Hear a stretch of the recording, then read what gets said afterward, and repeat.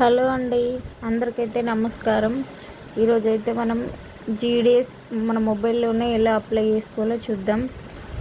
First అయితే మనం registration అనేది చేసుకోవాలి. తర్వాత అప్లై ఆన్లైన్, తర్వాత ఫీ పేమెంట్ అనేది ఉంటుంది. ఫస్ట్ అయితే మనం రిజిస్ట్రేషన్ అనేది చేసుకుందాం. ఇప్పుడైతే మనం ఫస్ట్ మొబైల్ నెంబర్ అనేది ఎంట్రీ చేయాలి. ఆ మొబైల్ నెంబర్ అనేది వ్యాలిడేట్ మొబైల్ నెంబర్ అయి ఉండాలి, ఎందుకంటే దానికి ఓటీపీ అనేది వస్తుంది.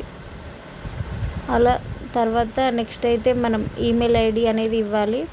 ఆ ఈమెయిల్ ఐడి కూడా సేమ్ వ్యాలిడేట్ ఈమెయిల్ ఐడి అనేది ఇచ్చేయాలి. దానికి కూడా ఓటీపీ అనేది వస్తుంది. అవి రెండు వెరిఫై చేశాక నెక్స్ట్ అప్లికెంట్ నేము, తర్వాత ఫాదర్స్ నేము, తర్వాత డేట్ ఆఫ్ బర్త్, తర్వాత జెండర్, తర్వాత కమ్యూనిటీ, తర్వాత మనం ఇయర్ ఆఫ్ పాస్డ్ సెకండరీ, తర్వాత మనం ఏ స్టేట్ నుండి అయితే అప్లై చేయాలనుకుంటున్నామో అది ఆ డీటెయిల్స్ అయితే సబ్మిట్ చేయాలండి.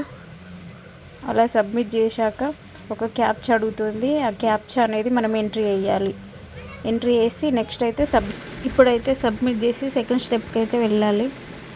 ఇప్పుడు సెకండ్ స్టెప్లో అయితే ఎంటర్ యువర్ ఆధార్ నెంబర్ అయితే ఎంట్రీ చేయాలి. అలా ఎంట్రీ చేశాక మనకి ఏదైనా డిజబిలిటీ ఉందా, ఏదైనా జాబ్ చేస్తున్నామా, మనం సెకండరీ స్కూల్ ఏ లాంగ్వేజ్లో అనేది చేసాము, ఇలాంటివి అయితే ఫిల్ చేయాలి.